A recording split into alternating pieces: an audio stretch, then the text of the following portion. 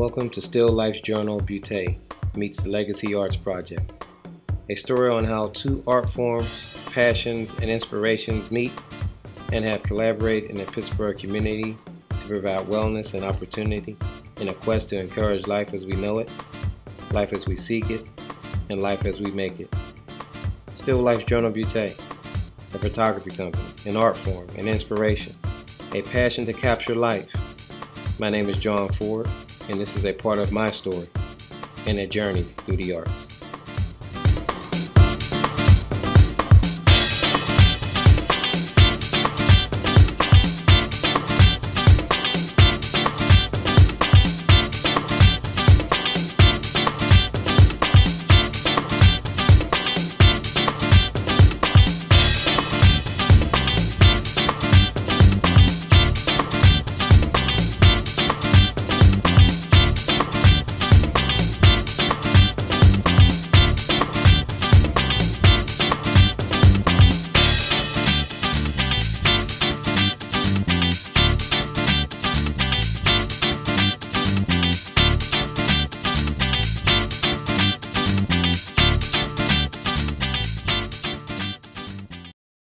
Still Life's Journal Butte means beauty in hidden places. It surfaced in the year 2015 and was founded by myself, John Ford, with a primary goal and vision to capture beauty through the lens of photography.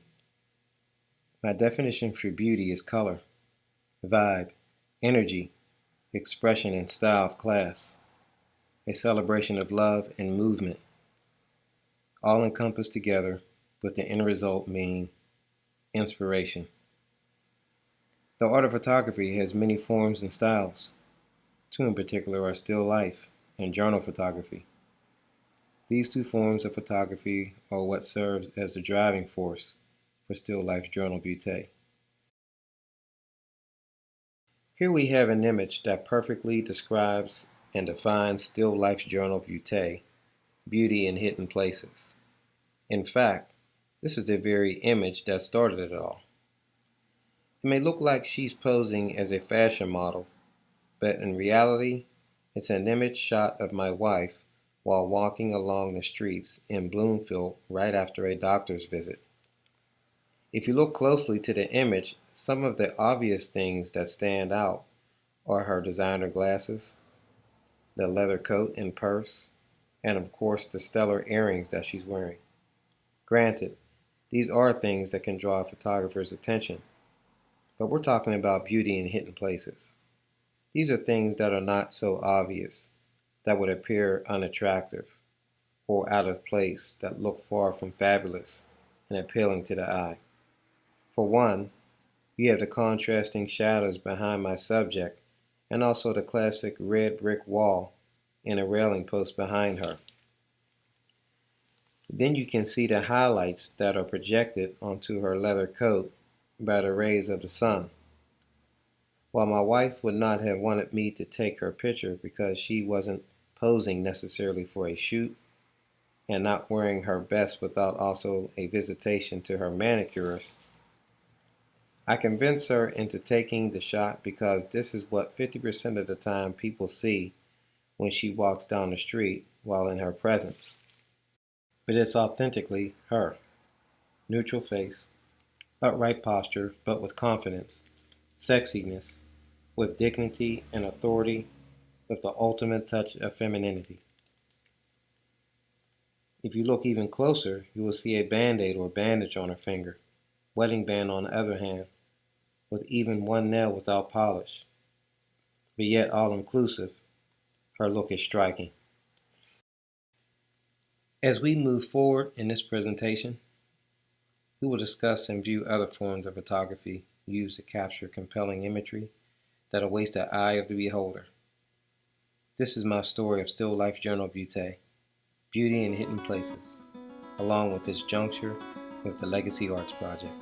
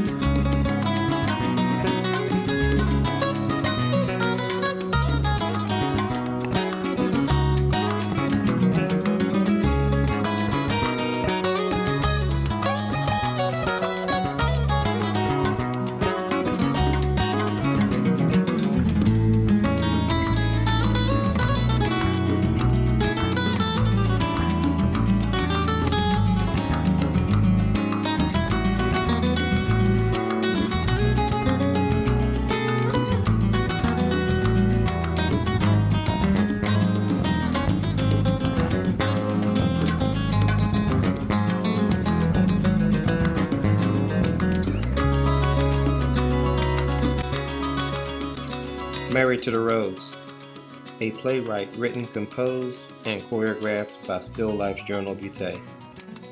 This is a story of a broken woman, played by fashion model Deborah McKenzie, who experiences the new life of salvation and the redemption of the Lord. Co-star Ronald Robinson acts as her bodyguard in a natural sense, but from a spiritual standpoint, an angel of the Lord's protection over her as she is being made over, and also to stand by her in her completeness to take up her place within the army of her Lord and Savior Jesus Christ.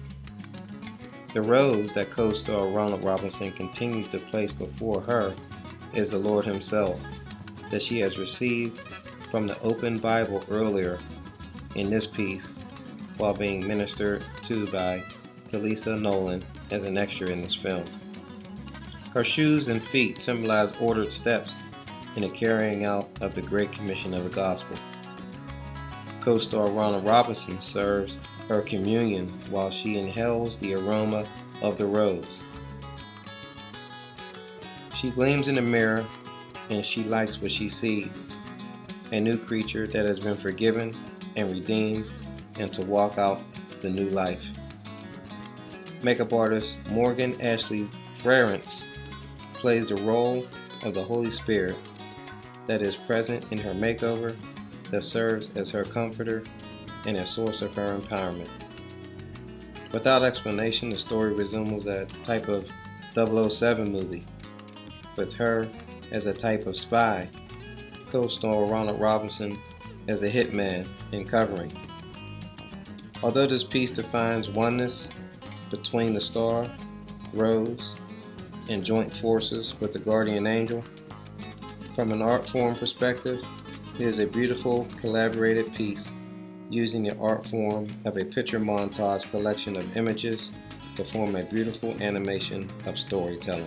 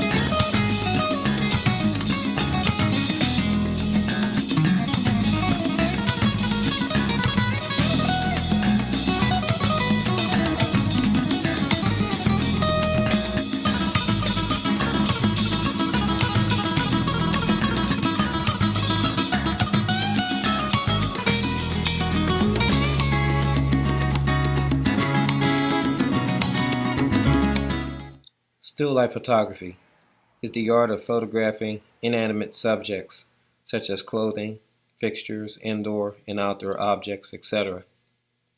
What fascinated me with still life photography is that these objects, although common, most often people were not paying too much attention to them and easily ignored and walked past because of busyness in our daily lives, which makes it easy for us to miss the simple things and its pleasures and things of beauty. I took on the task of shooting things of everyday life and to compose them through the camera in such a way so as to make them look interesting and beautiful. Often, inquired minds look at my work, and when they ask the question, "Where did you get those shots?" when telling them, their jaws would drop because they were images of subjects that they passed by every day and couldn't believe how beautiful they were. They couldn't believe how they had missed what appears to be so obvious but somehow had escaped their eyes.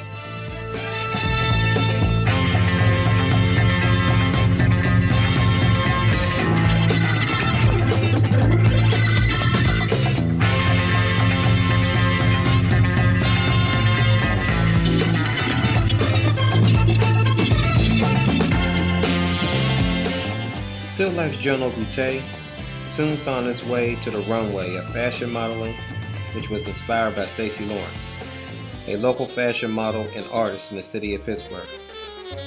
Soon after came portrait and commercial photography. But Still Life Journal Beauté did not want to come across as just another photography business, but wanted to express itself in giving back to the community. This birthed what is called Still Life's Journal Beauté Media. This is where Still Life Journal Beauté began acting out a role in the media coverage for local events in the Pittsburgh area. This was done by posting captured events for viewing on social media platforms such as Instagram and Facebook in a form of charity.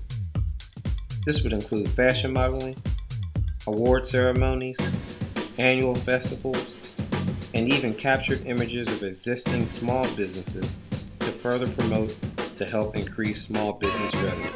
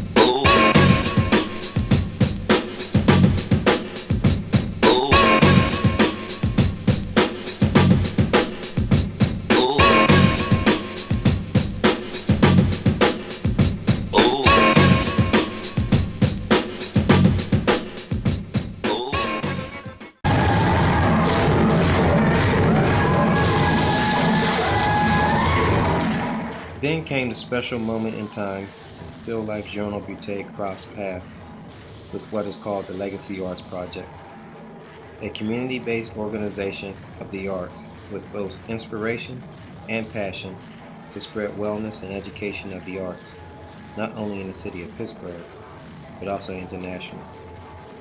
Enclosed is a live interview with Executive Director Aaron Perry, along with Ebony, Zanua, and Ira Cambric. So we are live here at Still Life Journal Beauté, Beauty in Hidden Places. We're located at 8326 Frankstown Avenue. I'm live here with Erin Perry. She's from the Legacy Arts Project. Wave to the camera real quick. All right. We're live here with Erin Perry. She's going to talk with us a little bit. We're going to journey with her. Some very exciting things that I want to discuss with her. So we're going to turn our attention toward each other. I'm going to fake it like I'm reading from this script here. I think I'm probably going to go freestyle, but I got to make it look good in front of the audience and everything like this. But you can see here, this is Erin Perry on the screen. Hi, Erin. Hi. All right. So, the Legacy Arts Project. As you know, of course, we are kind of personal. You're very close to my wife, Patricia Ford. She's your now project director of Programs. Mm-hmm. Okay. So, since my wife is director of programs, I'm finding myself kind of sliding in the back door somewhere. We're collaborating a little bit. And as you know, you're a photographer yourself. Okay, so Still Life Journal Beauté, that's my heading. It means beauty in hidden places. And for the most part, as a photographer, and I'm pretty sure you got into still life photography yourself, correct? Just a bit. Just a bit? Mm-hmm. So I was intrigued with shooting things. I was intrigued with shooting things with color. And then journal came into play. I did a little bit with the courier. And then what happened is Still Life and Journal began to connect. In other words, instead of just shooting a flower or a thing, it began now, it came to me is to shoot it and find the story. Okay? So it became Still Life's Journal. And then Beauté is just a fancy name for beautiful. Okay? Now, all of a sudden, through my wife, through my daughter, Ashley Gabriella Ford, she's a dancer. She dances with the Legacy Arts Project. I found Still Life Journal Beauté now. All of a sudden, I landed in a Kelly Strayhorn, and I'm shooting theater. I landed in August Wilson Center, and I'm shooting theater. Okay? And it just began to open up another realm of inspiration for me. For the most part, the colors. Okay? But it wasn't just the colors, it was the expression of dance. Okay? And not just the dance, but everything that surrounds dance. You have various arts that surround dance. You have the drummers. You have different styles of dance. Even in the genre of African dance, there are different groupings of dance, different cultures. Brand new to me. So I find myself now at the Kelly Strayhorn for the most part. I'm shooting a lot of the events that you put together. Okay, you hired me for a couple gigs, and when it came down to editing the images, it literally did something to me. I'm dark skinned, I'm African American, but it started to untap. I started thinking what is it really like? Our origin. Now I'm feeling a little bit of our origin coming through here. I was taught a few things. My father was a historian. Okay, since I was a child, I've been around that. Of course, we come up through our school systems, and you learn a little bit here and there about our origin. Okay, but it was never. It's one thing to get taught, from the book, but it's another thing to experience something live and real, something that you can touch, something that you can relate to. And I felt like in editing your images, I felt like I could relate.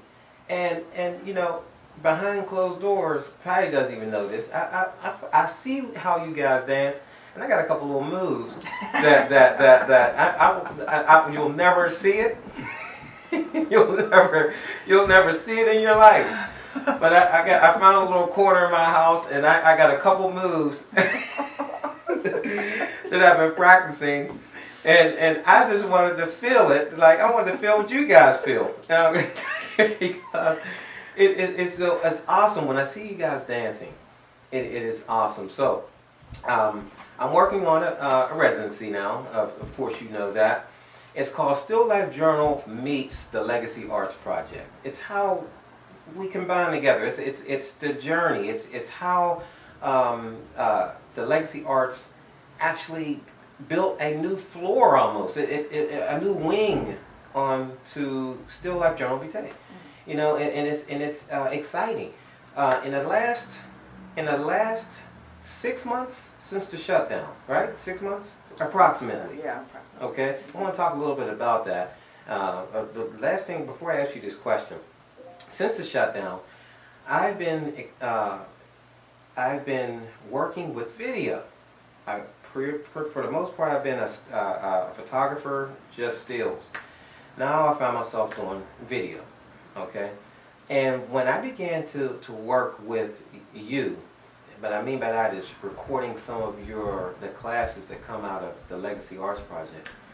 I'm telling you, it opened me up to the point now where the video, I'm trying to find out now which is to the forefront now, because video now is I can show an audience what it is. The stills have their place, but there's a different energy that comes off when it comes to video, and being able to capture some things. Prayerfully, we will get back into the big theaters, and we I can get some video there. But I've noticed something that is very special to me, and that is But when you're doing video, you can hear the sound. The sound. You know what I mean? Stills, you can kind of, you know, when you're looking at the stills, you can kind of, in your mind, you can kind of create a sound of what you think it might have sounded like, you know. But when you're doing video, it's actual. You know what I mean? And what I found that, you know, when I did some of your classes, you're more in tune, and there's a greater connection to what you're seeing. And so when I look at the Legacy Arts Project, when someone, what is the Legacy Project? What is the Legacy Arts Project? What is it? What inspired you? What is it? Where did it all start? Talk to me about it. Talk to us about it. Like what is the essence of the Legacy Arts Project? What are you trying to accomplish? Okay, well, thank you for having me here as a part of your project and doing the interview. Thank you. Thank you. And thank you for the question. And to tell you a bit about Legacy Arts. So Legacy Arts was founded in 2004 by a woman named Linda Barrett. We called her Sister Imani. We call her Sister Imani. Okay. She is a Pittsburgh native, grew up on the Hill, and her parents were artists, so she was always involved in the arts. And at the age of 17, she ended up going to the University of Pittsburgh as a early graduate from Shinley High School. Okay. And she was already, as she was already an artist, she decided to take dance classes at Pitt. And that was really a transformative and pivotal experience for her, because she at that time was coming in 1969, and that was at the heights of the Civil Rights Movement. And there were a lot of student protests that were happening all around the country, but also here in Pittsburgh. And so students at Pitt staged a sit-in at the William Pitt Student Union demanding that there be programming and curriculum developed specifically for people of African descent. So African American studies, Black studies departments, and just work that would allow Black folks to know more about who we are and at that time who they were. And so from those sit-ins birthed the Black Studies Department. And at that time, when this Black Studies Department came or started at Pitt, they brought in different instructors and professors to teach. And one of them was a man by the name of Bob Johnson. Okay. So Bob Johnson was this dancer who was from New York, and he had traveled around a lot. He was a student with Catherine Dunham. So Catherine Dunham is really renowned as an artist, a dancer in just Black dance history, who was really pivotal in creating her own dance technique that was rooted in Haitian influence. So she had gone and studied in Haiti for a lot of years, lived there, and began to do a lot of infusing of the Haitian culture into her movement style, recognizing the connection of just African diasporic cultures and how everyone around the world is connected to that. And so she created a technique called the Dunham technique. And he was actually, Bob Johnson was one of the last, he was in like her last grouping of students and professionals that traveled around the world and performed on tour. So 2010, Sister Imani brought Baba Chuck to Pittsburgh to do Dance Africa. We organized the event. That was my first time seeing what it was. We went to Brooklyn in 2009 to see Dance Africa at Brooklyn Academy of Music. So it's this tremendously huge event. BAM, Brooklyn Academy of Music, is a full concert hall, I guess equivalent to like Heinz Hall or the Benedum, something with like 3,000 seats or so. So they do it there in Brooklyn each year. Memorial Day weekend, they shut down the streets all surrounding the theater, and they have a full festival. Now, Sister Imani brought Baba Chuck in 2010 to Pittsburgh, and we did Dance Africa. It was a lot for Sister Imani to organize. I helped as much as I could. I was always asking, can I help you? Is there anything I can do? And so she would give me different tasks. And so following Dance Africa that year, 2010, Sister Imani called me to her house. Brother Amir, one of the other artists who is longtime part of Legacy, was there as the witness. And she says, Erin, I believe that you are meant to be the director of Legacy Arts. So I am passing Legacy Arts to you. Okay. Now I asked you about the weight. Okay. Yes. What, and was this a ton of bricks? It was a ton of bricks, because it never was in my mind that I was a leader. Okay. I'm a leader of myself, but not a leader of other people. Okay. You know, and my philosophy has always been that we work together, you know, and we figure out a way for us all to be able to come into space to bring our gifts and our skills. And I got one piece, and this person has one piece, and we all have a piece of it that are all equally important. And when we come into the space to do our job, if each person does what they're intended to do, and we hold the space for other people to do their work, then we all flourish. So I've continued to cultivate that as my leadership style, because it never was in my mind that I'm the first and the foremost in the front, and that I never had any interest in that. Now, it's fitting that you say that, and we'll get back to that. Just hold that thought for a second. If you look at this image here, of course, this is me shooting you. This is Still Life Journal Butte. I'm meeting the Legacy Arts. This is Dance Africa, I believe, 2008. 19. Is this 19? Okay. So when I look at that, Patty told me, Patricia Ford, she told me that, I mean, you didn't really want to. You're so in the background. You didn't really. Your main. You really could stand not to be seen here, right? What made you come out?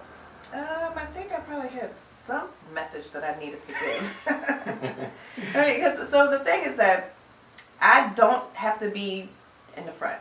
I don't. I feel like if anybody else, if folks want that, you know, like if it's in your nature to be in the light, then that's more some people's nature. Now I don't shy away from it because I also feel like I got something to say. You know, I feel like because you talk pretty good here. You did. Yeah. So I'm not intimidated to speak. However, it never was like some burning drive that I had that I need to be seen. So that's never been a part of just my life at all. Legacy is a space for all of us, and I always give this analogy as legacy is like a vehicle. You know, we can take turns driving. You know, like it's a car. It might even be a Tesla. You know, but it's this vehicle. It's a vehicle. Yeah, it's a vehicle for us to get where we're going. And when we decide on where that is, you know, and if it's this Tesla, we can charge it or, you know, put in the gas or however it is that needs to get us from here to there. But when we are clear about our vision and where we're going, it's endless. There's no end of where we can go and how far we can take this. So that's the thing that's excited to me about legacy and how we can continue to cultivate this, not only an organization, but it's a community. You know, so when people talk about a village and it takes a village to raise a child and all of these different expressions about how it's important for people to be able to come together to create this idea and this principle, to actualize the principle of umoja, of unity. You know, and that's what we do through legacy, is just create this space for people to come get your shine. Yeah, hey, it's your turn. Go ahead.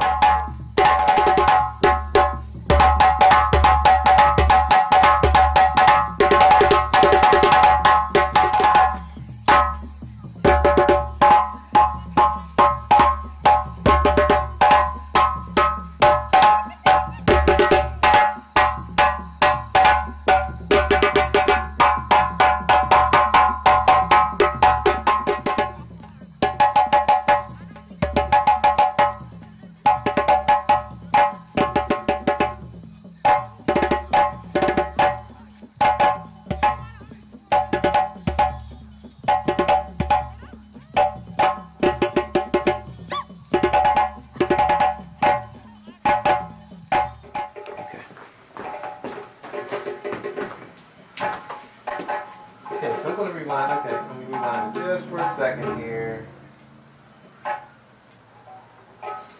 Okay. All right. So tell me, what are these movements here? Okay, so these are. Is this all fitness? Okay, so this class is a combination of fitness and African dance. Okay. And African dance is also fitness, but we do a portion of strengthening and deep stretching. Okay, so you're working, they're dancing, but you're working them out. Yes. So obviously they're saying they need to cool down, so obviously you work them out. Yeah. Okay. Any sense of fulfillment here? Yes. Yes, this is Look at you here. Look at you. You're going hard. You're going hard. And you're not even looking back to see if they're keeping up with you. Obviously they are. You're zoned out. So did you come up with this technique here that incorporate exercise moves in with the dance? Yes. But this portion is just African dance. Okay. So in the beginning, I do incorporate fitness exercise with the movements. So everything here put together myself, but I guess when I started dancing with Keriatu, Mama Keriatu, Okay. she did like a African dance class at Club One, Okay. where a lot of the movements were just, it was African movements, but it was simple kind of exercise. I guess you could say cardio. So a part of Beauty in Hidden Places. It started off with just wanting to capture inspiration. You know, so I picked up the camera, okay, and so now Still Life Journal Butte has found itself in shooting events and art, okay, and lo and behold, I run into a guy named Cambric, okay. When I first seen you for the first time, I kind of walked past you because my center was mostly my daughter because she's a dancer, okay, but I couldn't help notice. In particular, it was Dance Africa, and I believe it might have been 2018, I believe. Not 19, but I believe 2018. And in that particular, event, and may I say epic event, and I'll let you talk a little bit about it, I seen you come out on a solo, okay? And when you came out on a solo, you came out not to music coming through the PA system, but you came out, if I'm not mistaken, to there were drummers before you. You know what I'm talking about? There were female drummers, I believe. I believe it was Kelly. Was it Kelly? Kelly is her name Price? Don't get me with names. Okay. With names. Okay. Kelly E. Kelly E. In her group. In her group. Yes. When I seen that, and I shot you, okay, I didn't have time to find those images. But when I shot you, I didn't just shoot you, I captured you. When did you decide to dance? And where did you pick up, theater and dance together? Is that right to say? I'll start by answering the first question. I always danced. From when? When you say always? From I was in my mother kicking her. Okay. So you came out like the doctors didn't even have to tell her to push. I was like jeté, here I am. Okay. But for the most part, growing up, inspired by Michael Jackson, you know what I mean? Oh, okay. Yeah, So I'm right on it. that's definitely one of my biggest inspirations and what got me started. Just again, how he would captivate the audience, how even in his interviews, he was so personable. Mm-hmm. But like you said, once that camera came on or once he was on stage, you could see that was a totally different beast. Right. So that's kind of where I picked all of that up. And I happened to be going to Fulton Elementary School, and we took a field trip one day. Mm-hmm. And we went to Rogers Kappa for the Oh, Creative and I Performing remember Arts. Rogers. Right. Yes, and that's when it was over in East Liberty. So we went to see this performance called Shapers of History. Okay. And the dancers and the drummers and just everybody came together, and they were basically telling the story of history through dance Oh, wow. and Okay. music. And I ran home and I was like, Mom, oh my goodness, this school, these dancers, like, what is this place? And she went to Costume World, bought me a Shaka Zulu costume. We choreographed Shaka my Zulu. dance. Yep, that was my first piece, actually. I auditioned for Rogers, and the rest is history. So you attended Rogers from elementary? Was it an elementary school? It's a middle school. I was in elementary school, Okay. and then we went on the field trip to the middle school. Okay. So that's where I ended up going the next year. Okay, so in elementary school, you were still a dancer by nature, Yes. but then you began to pick up and see yourself wanting to dive into the professional side of things. Was middle school that early to think professional, or did you just want to kind of tighten it up and really put more of a central focus on dance, or was it? Did you see what were you seeing in the future? I didn't even foresee a career in dance. To be quite honest, I wanted to be a scientist. Okay. Now you are still a scientist. I am. You're a scientist. You're a scientist. But in the more traditional sense. Yes, that's right. I thought I would be studying more like biochemistry or things of that nature. I believe that there are more males that need to see not just you, need to hear your story, need to see you, and not just with the eye, but to see you and feel you. Because there are so many people that are men that are afraid to pick up like cosmetology. There are some people that I know that actually went to school for photography and put the camera down after going to school, okay? Because you don't see it too much on TV. And so it was almost like, you know, a thing where you don't fit in. You know what I mean? A little maybe afraid to explore and journey into what is passionate to you. How many people throw away their passion? And when I see you unload, man, I tell you, it's literally, to me, it's like a volcano erupting, and whoever is at the bottom of the volcano is going to get burned, because it's flowing down the hill. There's nothing that's going to stop it. And I will hope that there are many men that get burned, you know what I mean, by your passion, man, and when they hit that stage. Because there are many that probably have this gift. I know without a doubt have the gift. You understand what I mean? That need an example.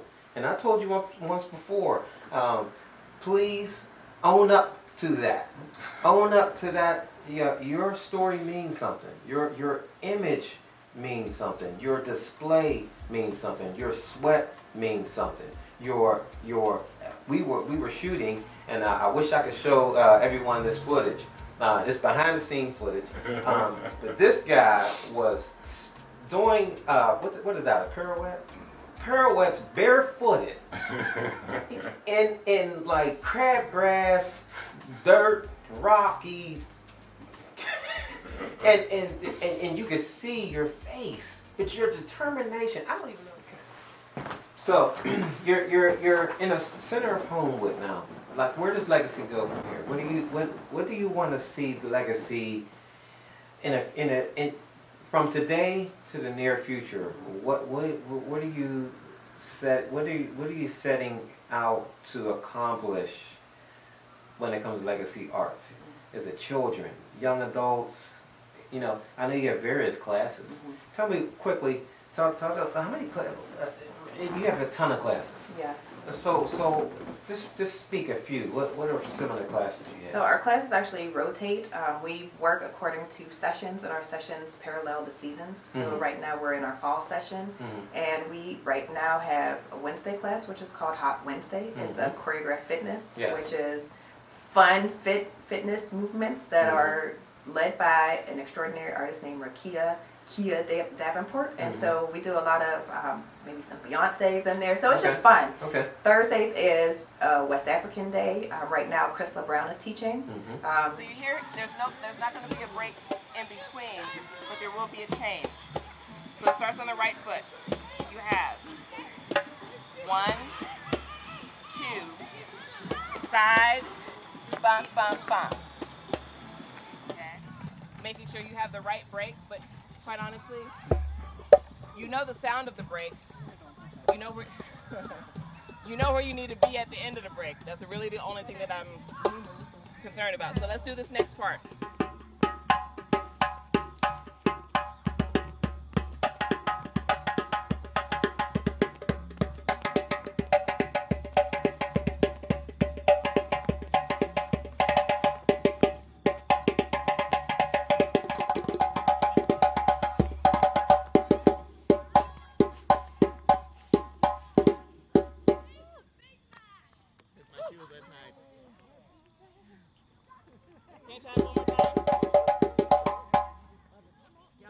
This is the first Dance Africa in the absence of Baba Chuck, correct? No, we actually, so he died Mother's Day of 2017. So we did it 2017 was the first year without him, and then 2018 and 2019. So we've actually done 3 since he passed. Okay, so Mick Daniels, was he directly after the passing of Baba Chuck? So he didn't come that same year, but he came the following year, 2018. Okay, so you did not have that, in a sense, that the essence, it was something missing. Was it missing? Was something missing? Oh yes, we struggled through that year. And that's what got that. Yeah, and how personal was that, Aaron? I mean, you know, the legacy arts. You see the name, you see the drummers, you see, but when you look at your history coming up and participating, in your first journey, your first love, back in 2010, you start attending classes.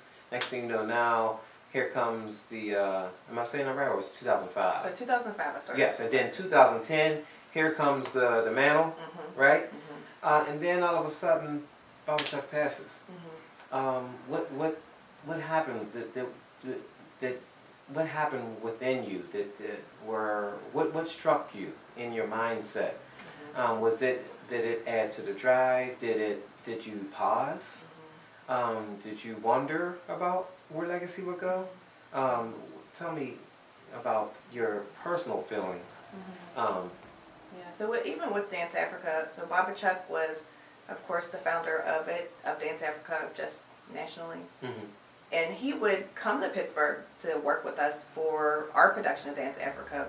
And so we would keep in touch with him throughout the year. And he literally was like this grandfather, godfather, spiritual presence who just imparted a lot of like magical energy. And like it really felt super, super special. Every time he came to town, felt like a holiday. Felt like, Christmas, although that's what it felt like. It was joyful. It was joyful. And so when he transitioned out of, in 2017, there was definitely the feeling of loss, but with Baba Chuck, he always talked about honoring your elders and your ancestors. So when he would always say that, we honor our elders and our ancestors, I see he him became saying an that all the time. ancestor. Yeah, Now he's the ancestor. What is his what was the favorite? I go. I go. Right. Now, what does that mean? What does that mean? So Ago is from Ghana, and I believe it's of the Akan people, and Ago is a word that is to get your attention. Okay. Now, very interestingly, I think it's actually an adaptation in Black culture in America where we say Ago Ame, which is a call and response. It says Ago, are you listening? And the response Ame, I'm listening. And that is what we use to get attention. So folks are paying attention and they're no longer speaking. But I had an experience when I went to Ghana many years ago, and we were actually in a marketplace, and there was, if you've ever seen pictures of folks carrying things on their heads. So there was a brother who had something that was like this big on his head with lots of stuff on it. He's scurrying through the marketplace, and he just was saying, I go. And so everybody was getting out of his way. So that was a way, and it wasn't a call and a response. It was just like getting your attention. So I personally believe, I don't know for sure, but I believe it's an adaptation that we have made as African American people who are holding on and trying to connect to our cultural experiences that have been separated from us. Because I have actually asked someone from Ghana if they use Ago Ame in their life. What is that? Yes. So I think that's actually an adaptation. I'm not 100% sure. So you saying a little slang in there? Well, I think it's just something that we've sort of adapted to our experiences as African diasporic people to connect us with our traditions, but it's an adaptation. When I think about like where will legacy go from here, it's open to like our creativity and our imagination, and when we hold space for each other and we come together, ideas ping, and we're like, okay, well, how about we try this? How about we try that? And we do. We create a lot of stuff. We make a lot of mistakes. We learn real fast, and then we get back up and we keep trying to do different things. And our work is growing, And so even as much as we might not be a household name, there's more people who know about us than I can even imagine. There's people who know about our work who just happen to find us, So even like folks will type in African dance, and we come up. African dance Pittsburgh, and here comes legacy. So people send us requests through our website all the time. Hey, we're looking for somebody to teach a class. Hey, we're looking for a performance. Because clearly when you type in African dance Pittsburgh, here comes legacy. So we're connected in a lot of ways that sometimes I don't even really know. In addition to all of the classes that we're a part of, we do, like I mentioned, fiscal sponsorships. We work with a couple other organizations, including Sankofa Village for the Arts, Children's Window to Africa, and then some other smaller groups that we work with as fiscal sponsor for them so that they can create their projects. If they need a conduit to receive their funds from a foundation, we manage those funds for them, and they create projects through Legacy. And so we also, in addition, back in the beginning of this year, became a part of this network called the Creative Learning Network, which is a project of the Heinz Endowment. They have this area of work that they support called creative learning. And it's really to provide high quality experiences in the out of school time for youth throughout Pittsburgh. The focus is on being able to provide opportunities to historically underrepresented and marginalized communities, i.e. people of color. And so Legacy is a part of this network where there's two other organizations, APOST, which is the Allegheny Partners for Out of School Time, and then AEC, which is Arts Ed Collaborative. In conjunction with Legacy, the three organizations serve as this network anchor for arts, out of school time arts within the Creative Learning Network. So right now, Legacy is a part of this. We've been able to provide, once COVID came, because literally we got this award at the beginning of the year, COVID hit. Since that time, we've been able to provide rapid response for teaching artists to be able to create content during the work that they do, and they receive stipends to do so. And right now, we're just trying to make sure, since the COVID hit, and there are a lot of opportunities that stopped for a lot of artists, Yes. and even with us, we had contracts in a couple of different schools, but COVID came, those disappeared. And that was one of the questions I was going to ask. And we're coming up on our time. This is still Live Journal Butte. I'm here live with Aaron Perry from the Legacy Arts Project. And the more it uncovers, or I began to, this was great for me to get a depth. I couldn't wait to interview you because I just wanted to hear you just talk. And that's why I didn't do too many interruptions, because there's so much to just, it's coming out of you. It's a lot. It's a lot. It's a lot. And I want to say that you're very much appreciated. My wife talks about you so much. And so I'm glad to be a part. I'm glad to be a part.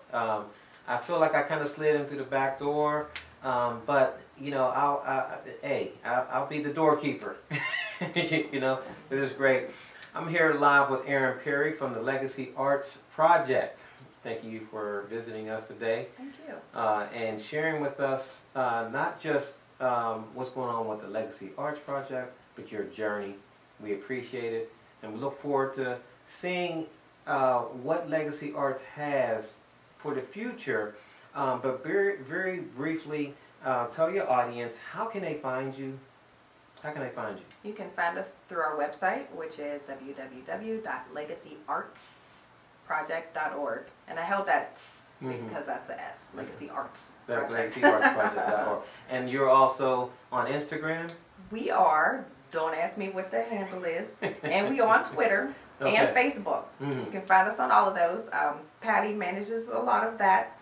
I'm not so much the social media person, but so Patty knows what those handles are. Okay. If that's what they're called, handles.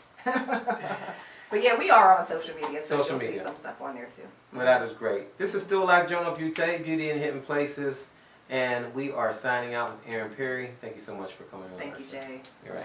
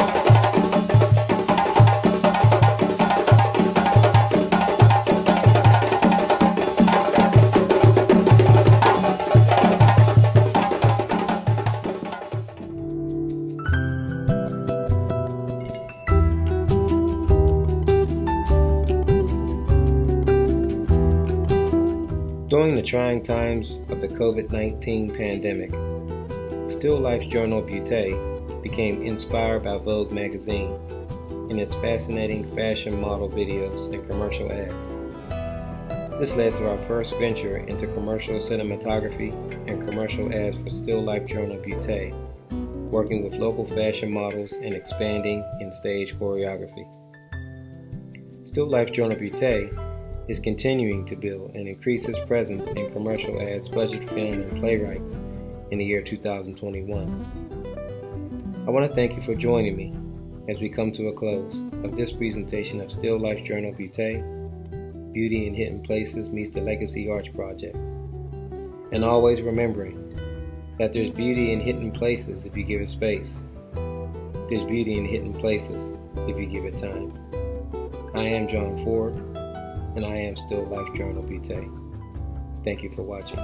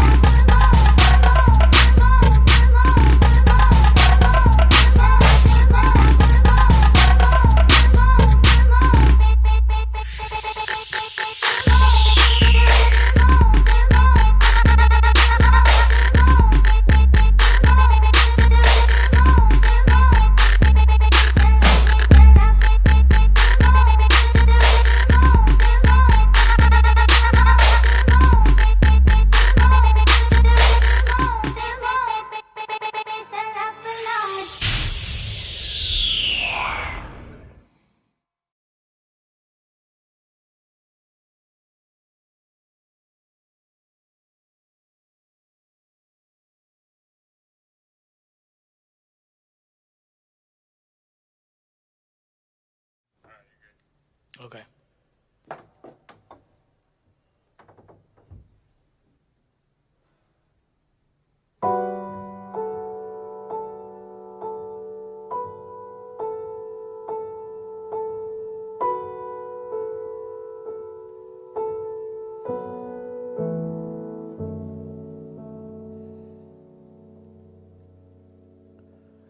Promise me I'll be alive when I leave my home. Promise me I'll be alive when I drive alone. Stoplights could be murder. Movements could be murder. Conversations be murder. Oh, promise me I'll be alive when I leave my home. Promise me I'll be alive when I drive alone. Stoplights could be murder. Movements could be murder. Steel bars and they put a charge on my name. Now I think they got me back in chains.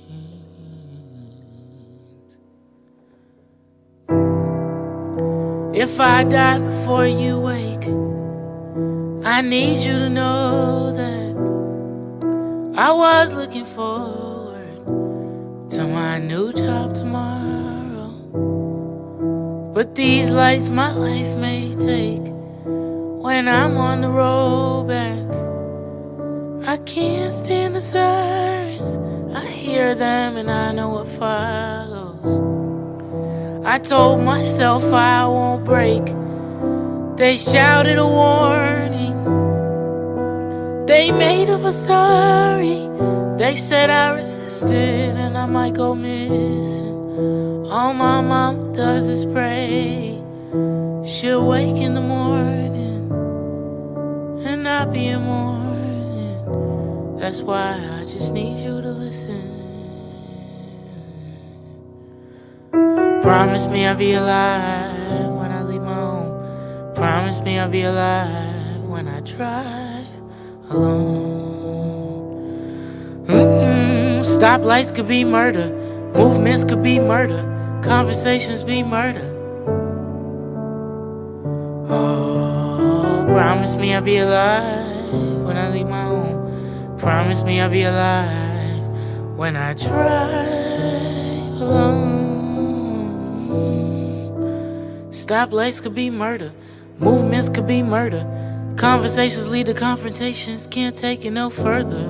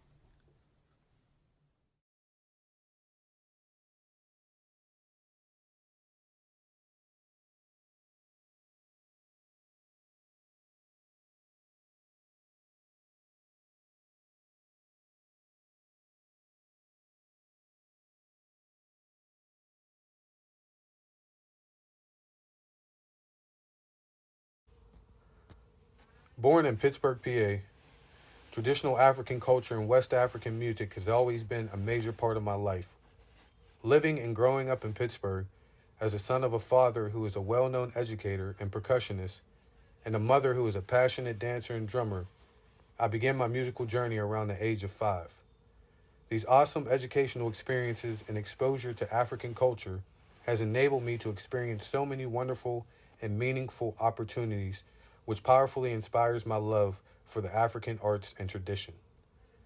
Today I am proficient in many different styles of Afro, Latin, and West African music, which has given me the opportunity to perform in several major African drum and dance festivals and conferences around the country. I am an artist and performer wholly dedicated to West African music and its cultural traditions. I've been performing, teaching, and studying traditional and contemporary African diasporic folkloric music for the past 25 years. For me, the music in these traditions are an authentic way of life, deeply meaningful and personally healing. My artistic training and performance style is grounded in the djembe orchestra, Afro-Latin percussion, presentation that is performed in theaters, universities, festivals, community centers, schools, summer camps, and programs around the Western PA area. As an artist, I want to master this specific musical discipline and ensemble performance and development to enhance the lives of the people in my community, of all races and ethnicities, most importantly, the children and the youth, to authenticate cultural traditions in West African performing music.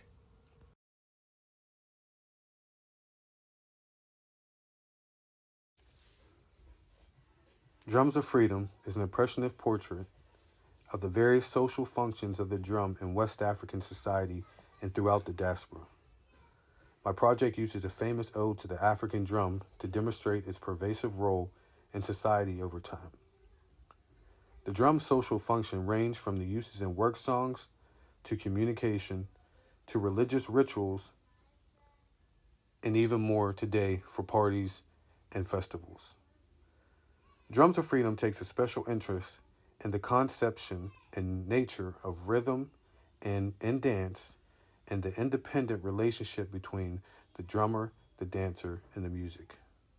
It explores the effects of the drum in both rhythms and culturally.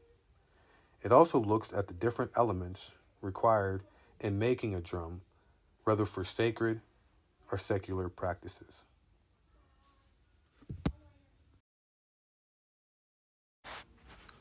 During my project, I wanted to explore the music of African people into the Americas, the way that music has supported cultural, spiritual resilience, and the impact of Afro-diasporic artistic expression on social political movements like Haiti, Cuba, Brazil, Trinidad, and even the United States. During my project, I set it up to be like a play, so I will go over the script with you. Again, this is a work in progress.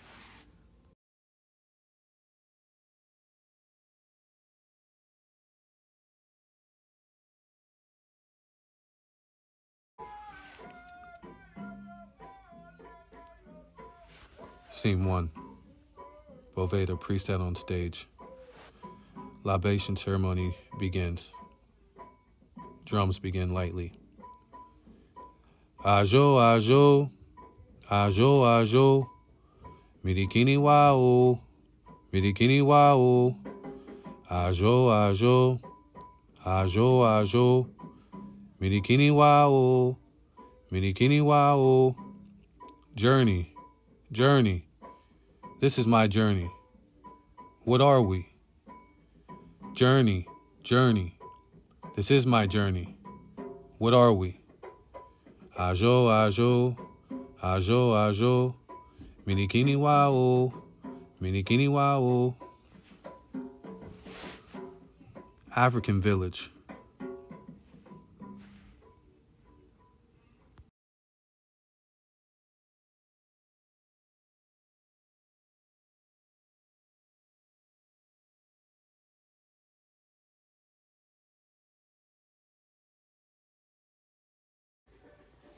African village scene. Rhythm Yole from Guinea, West Africa. During the annual crop festival, the villagers gather in celebration. Fatu balaisa, Fatu balaisa, Fatu balaisa, balaisa, Fatu yabule balaisa. Fatu balaisa, Fatu yabule, Fatu balaisa, Fatu yabule, Fatu balaisa, balaisa, Fatu yabula o balaisa o. Azumbala zumbala yo, Mazumala, Azumbala zumbala yo, Zumala. Ezumalayo, Ezumalayo, eh. After days of celebrating, they are raided by a neighboring tribe, capturing men, women, and children. Rhythm, Walla Sidone, from the Mande people of Guinea, Mali. Oh, oh, ya si male. Oh, oh, ya si male. Oh, oh, ya si male. Oh, oh, ya si male. After hours of running, trying to hide from the different tribesmen, you can hear them singing the songs, being scared, asking for help. As you can see from the two different songs we have sung, we go from a celebration rhythm to songs of desperation and seeking for help.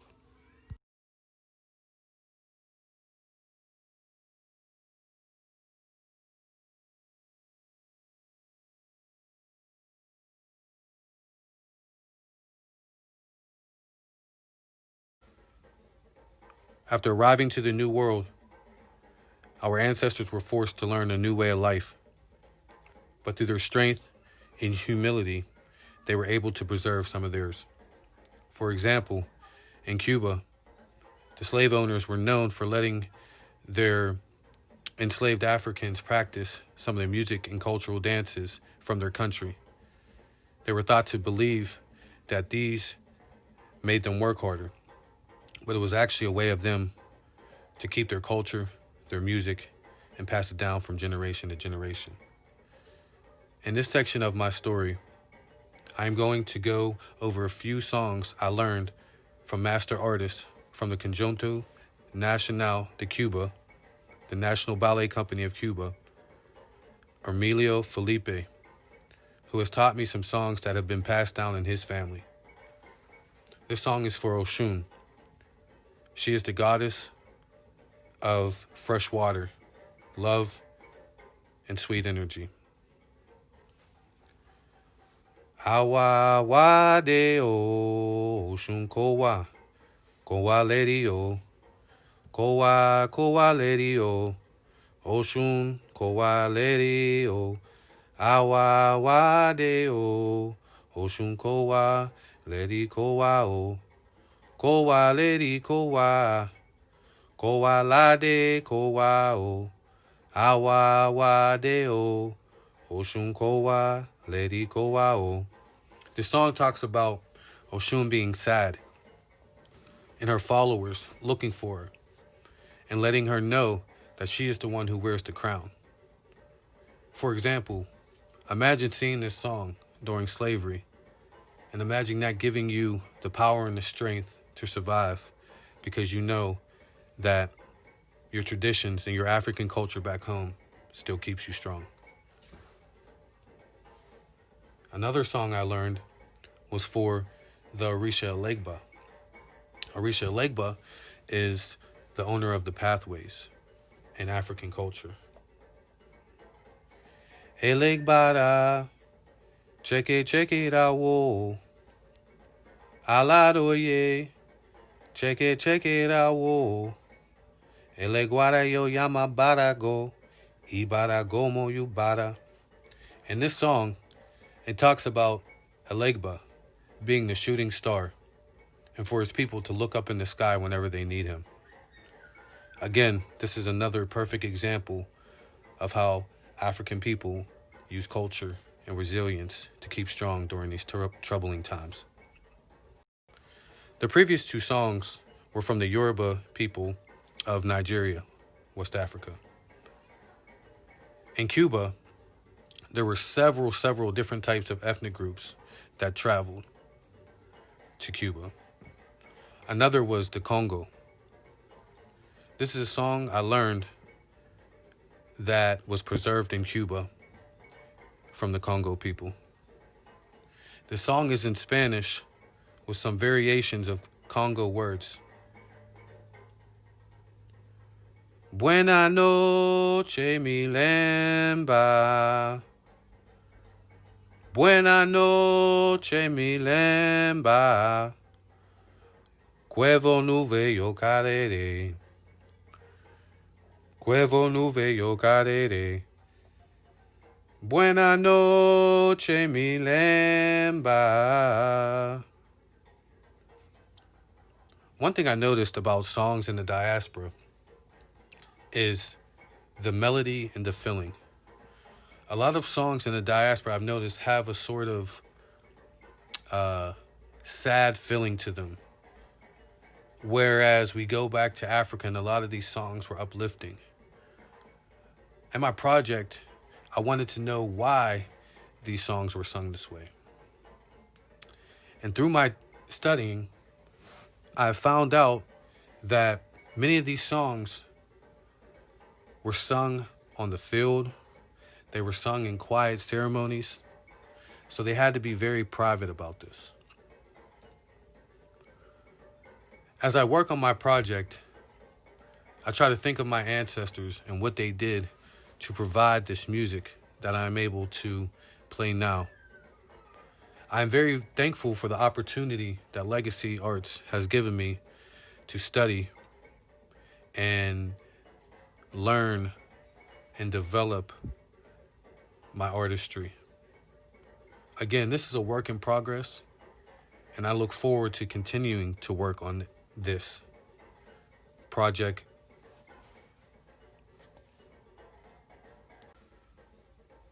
After arriving to the New World, our ancestors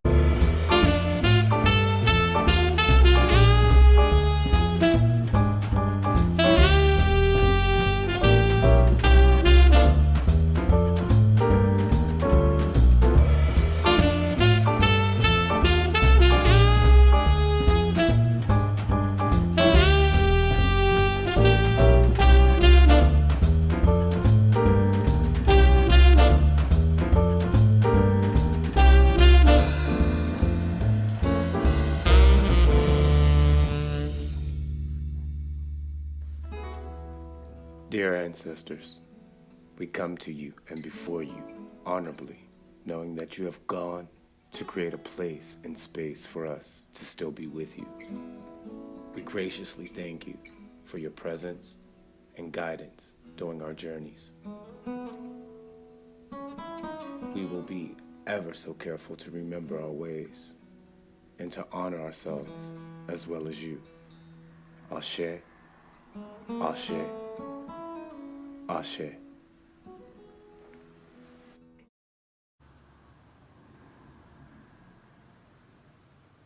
Greetings.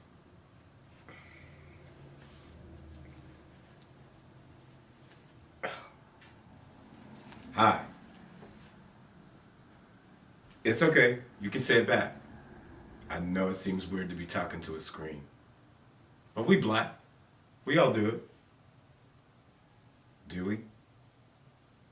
Are we? Sorry, that was rhetorical. I'm Ira, the past me, greeting you in your present, in our future. I see it being well for us. I love you.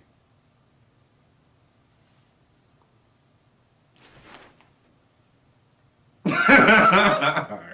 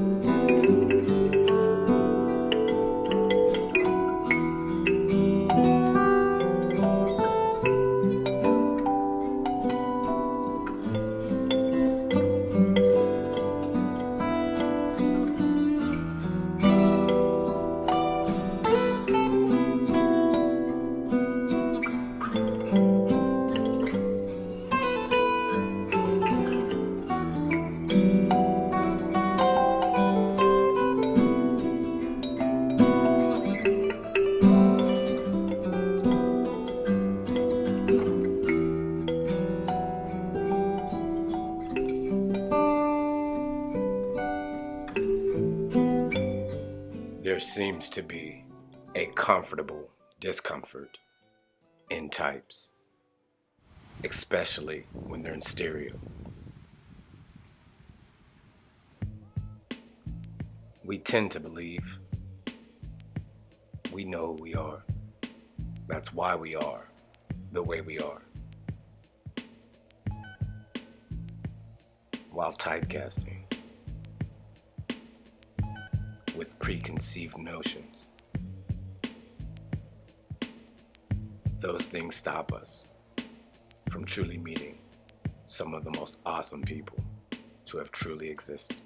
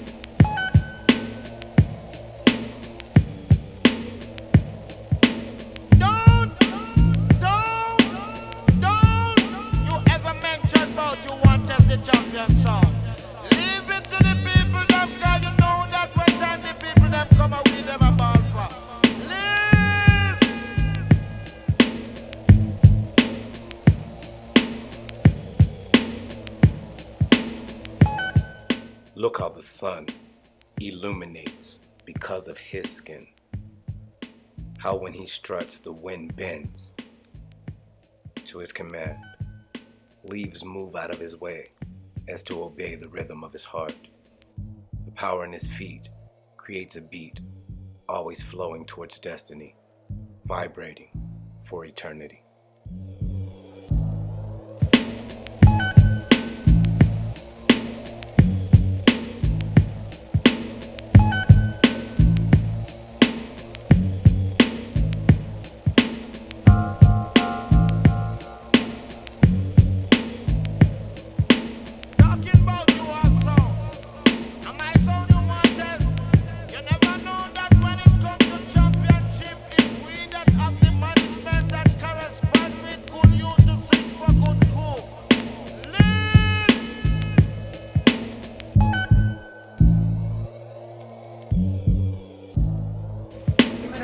Take a top ship, call my girls and put them all on a spaceship.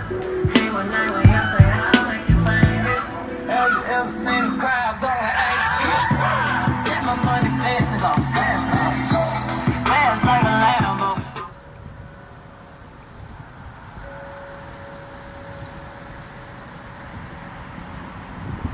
Miles of border wall on our southern border. Our numbers are the best they've ever been. We've never had better numbers. People are coming into our country, but they're coming in legally. We got rid of catch and release and a lot of other things that were so ridiculous. I'm Donald Trump, and I approve this message.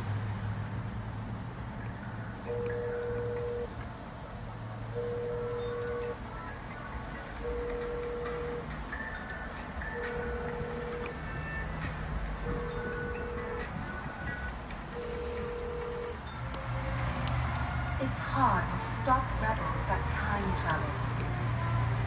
But we at the Time Council pride ourselves on doing just that.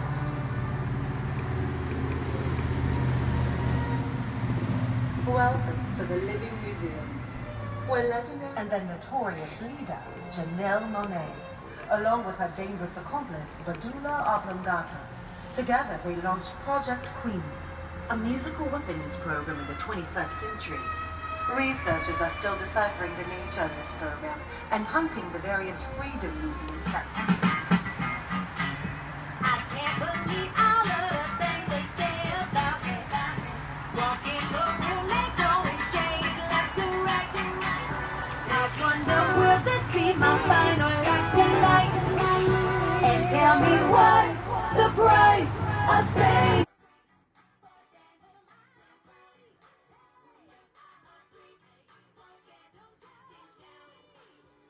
Is it rude to wear my shades? Am I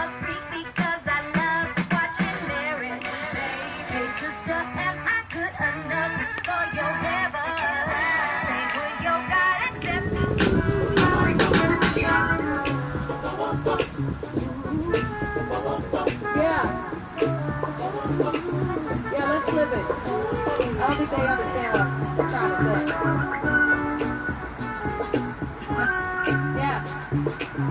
I asked a question like this. Are we a lost generation of our people? Add us to equations, but they'll never make us equal. She who writes the movie on the script and the sequel. So why in the slam I keep bleeding like a young Harry Tubman? You can take my wings, but I'm still gon' fly. And even when you edit me, the booty don't lie. Yeah, I keep singing, I'ma keep writing songs. Until you selling dope, we gon' keep selling hope. We rising up now, you gotta deal, you gotta cope. Will you be electric sheep, electric ladies, will you sleep? Or will you preach?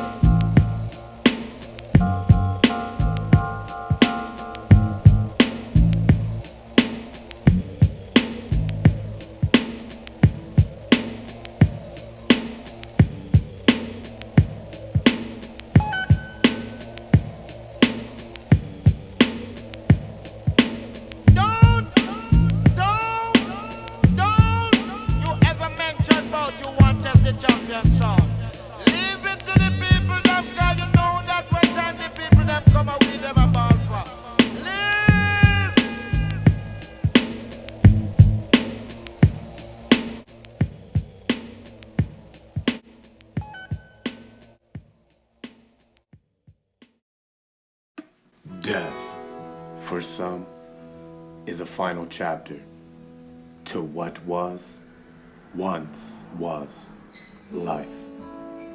For me, I feel differently. In the traditional sense, in this lifetime, I've had 3 physical deaths, and some more than I can count mentally. To me, death is a way of allowing room for rebirth, growth, to reach things that were once unobtainable, and to let go of things that are no longer needed. There is always time and a chance to be reborn. I heard that your body decaying is the earth's way of reclaiming it, allowing you to free your mind, transition, to reach higher consciousness. I, like some people, used to be afraid of death. I didn't want to lose someone or feel that pain. I was afraid to die. I didn't know what was to happen after, or if there is anything after. Did I miss something I was supposed to get while I was here? To be absent of the body is to be welcomed by the ancestors.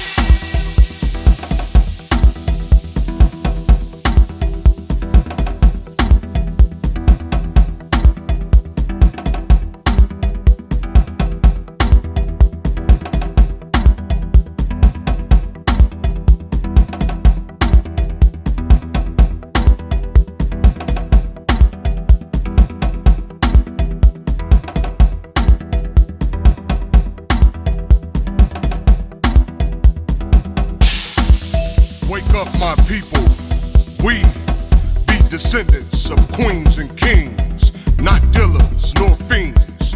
Do you understand or know what it means? Does it pierce your ear like the blood diamond you have in your lobe? Like the flash and sparkle of a disco strobe? Don't be a victim of hatred or race. Love thyself and take thy place. My brothers and sisters, rise. Uplift. Rise. Uplift. Rise. Uplift.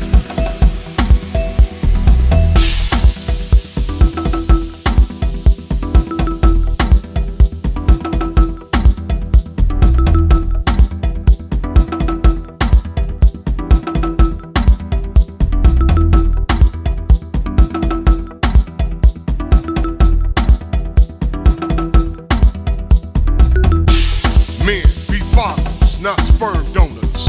Mothers be women, not dirty laundry. Raise your seeds to be strong trees, not burnt orange, falling autumn leaves. Our young children we're losing every day, snatched from this earth before their 18th birthday. Violence glorified in the streets of the shy. Don't look to man, look to the Most High. A better day, not clear it seems. Keep moving forward, steps away. Rise. Rise. Uplift. Rise. Uplift. Rise. You're gonna die! No, real talk. You are going to die. It's inevitable. So instead of spending every moment focusing on that moment, focus on being grateful for the moments of life you have and truly live them, unapologetically being you.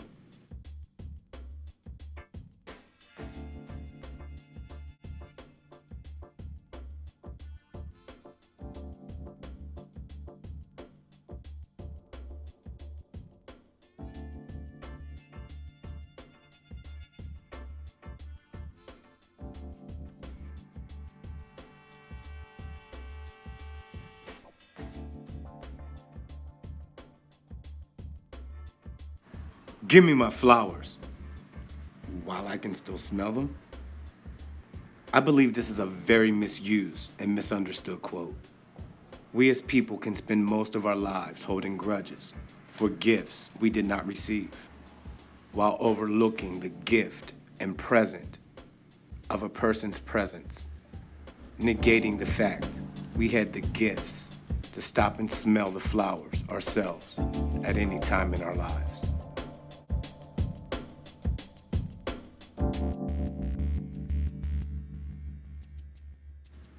Plant a seed, give it water, sunlight, watch it grow, watch it bloom. Things of the mind, different powers, different chances and changes within the hour. Have you given us our flowers while we were here? Or did you show up with only regret and tears once we were gone?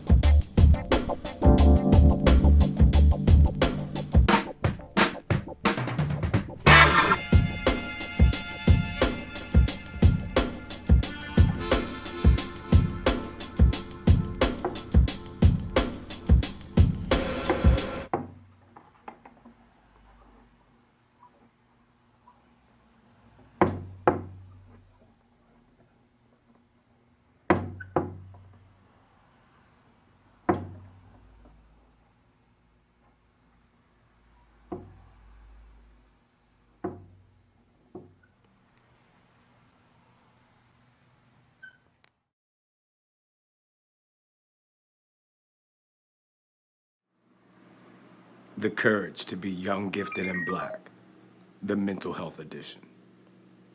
There are many factors when dealing with mental health and its issues. What is healthy mental health? Is there a way to gauge how one's health should be mentally?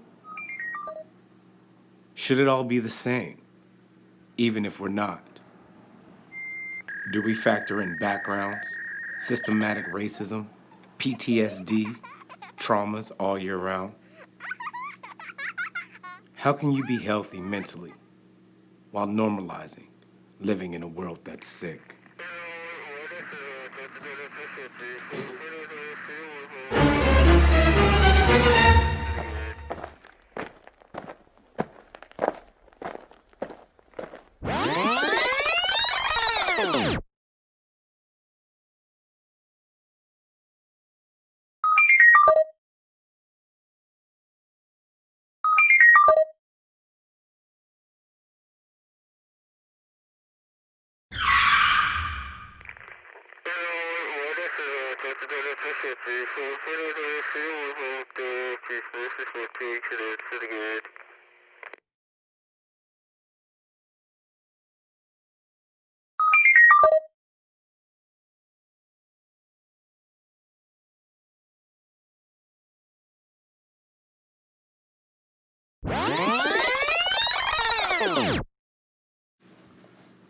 Misconceptions of a choreographer.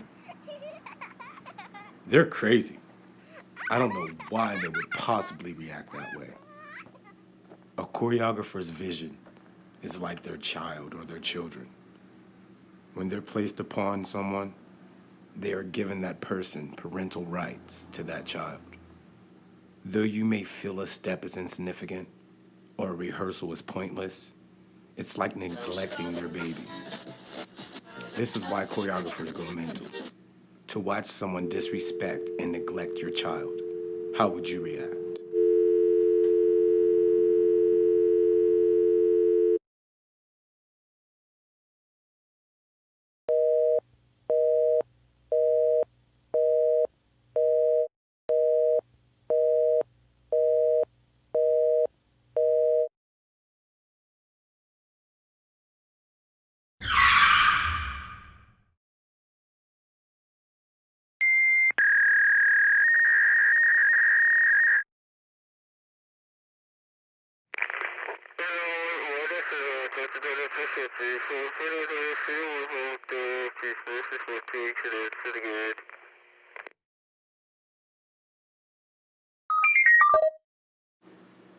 What's being asked of an artist when asked to teach a class? Ira, you should do a dance class. You're great. You're awesome. I would love to take your class. I, as an artist, I go home, listen to hours of music, creating hours of choreography. Ira, I need someone to work me out. I need to be tough. I need that discipline. I go home, find ways to crack the whip.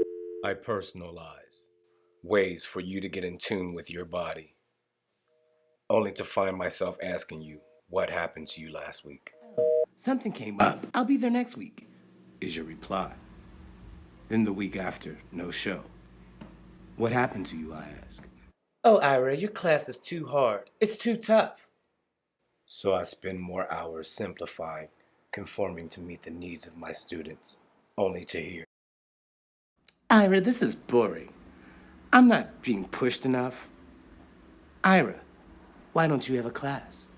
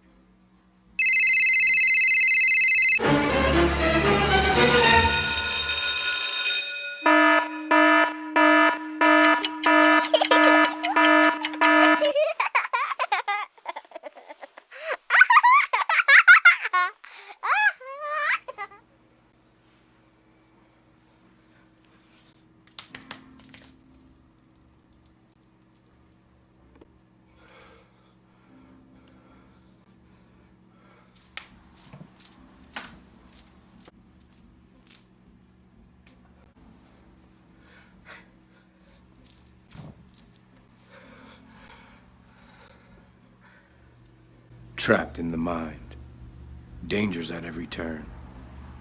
But how could there be strangers and dangers in your mind if you're the only one in your mind? Are you the only one in your mind?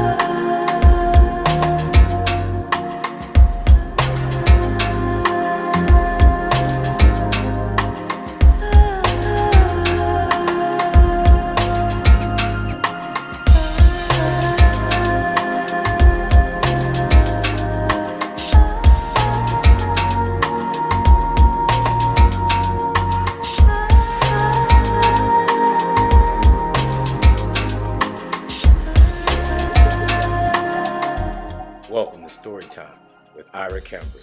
Today's story, Grumpy King, Young King, by no other than yours truly, Ira Cambric.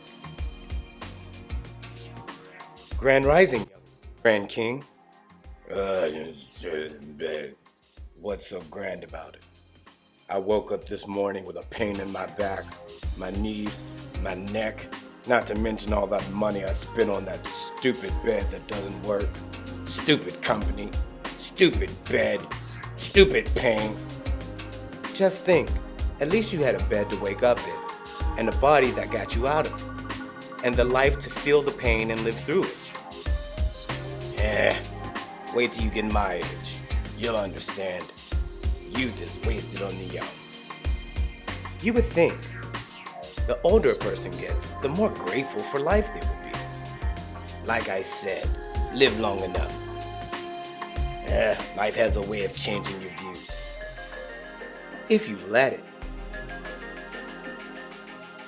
You know what, young king? You're right. If you let it. Ooh, ice cream truck. May I go get some ice cream? Please, please? Yeah, it's okay. Just watch out for the...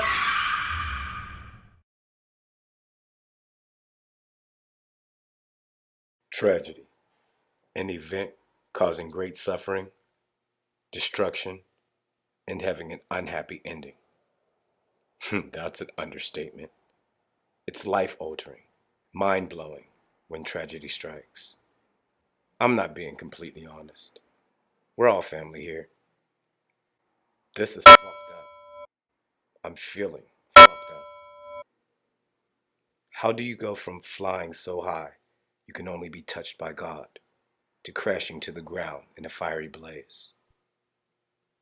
Thank you for being a friend. Travel down the road, back again. Your heart is true. Picture this. On my way first class to Tokyo, Japan. Warm face towels, mimosas. Yes, legal at 20 when flying overseas. New cast members. Nothing but living my dreams and watching my hard work pay off. Look at me, a little black boy from Pittsburgh, now the man in Japan. Who is it? It's tragedy. I remember when I was younger, being told if you were ever on fire, to stop, drop, and then roll. Easy to be said when you're not the one on fire. Sagittarius, a fire sign, often known to be hurt along their journey. With their optimism and kind hearts, a strength often mistaken for weakness. Held to the fire until they can bust, turning everything around them to ash. But like the phoenix, may rise.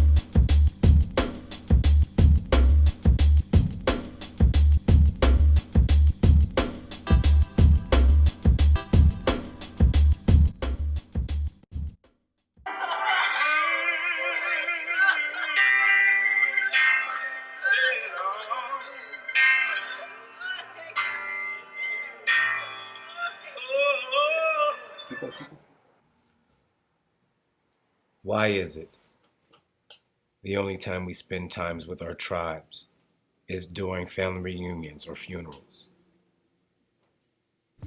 Yet it seems as of late, the funerals have become the new family reunions.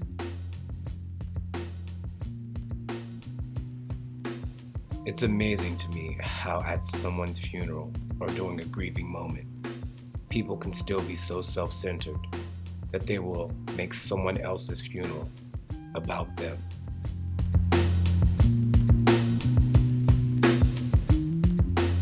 Child, there goes so-and-so with all them children. Girl, I know. She can't keep a man. She ain't even married. No, child. Them babies probably don't even know who they daddies are. I bet. Shh. What, girl? Hey, Deacon. Like I was saying, I don't know why she don't come around the family more. You're the reason why. Sheesh. I couldn't imagine growing up on the streets, having to fend for myself the way some people do. But the way some of these families are set up, I can understand why they do. It's enough to make you want to not show up to your own funeral.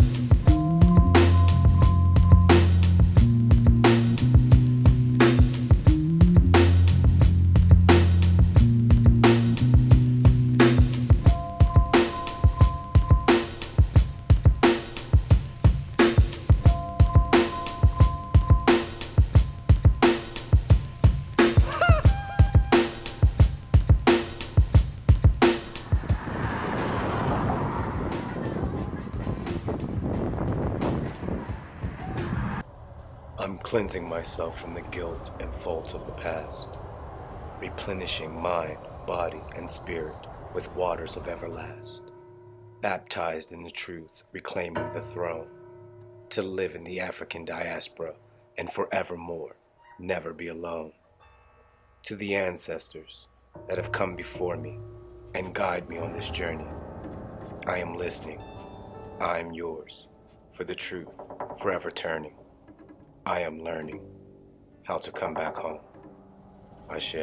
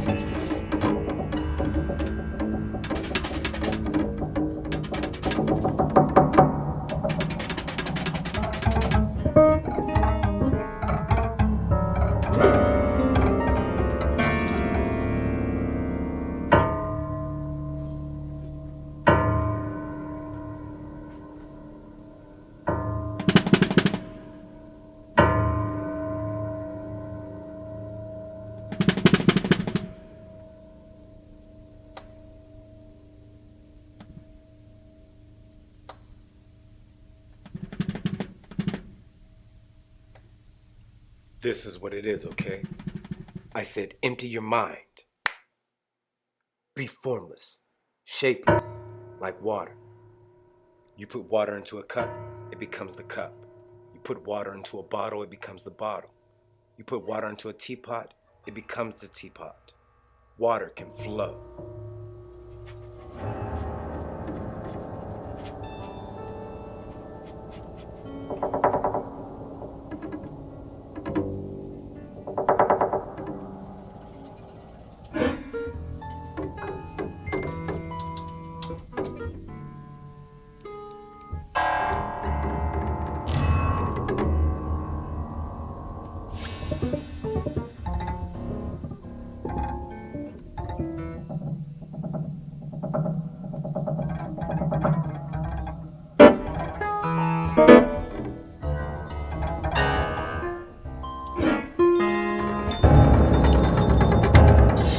Or water can crash.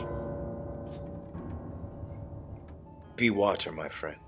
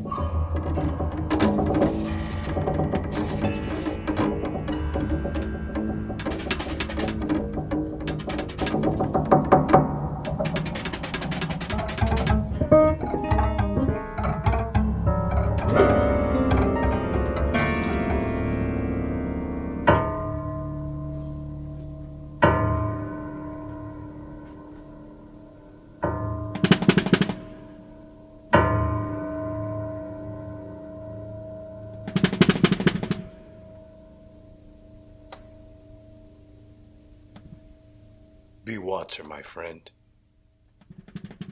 Be water.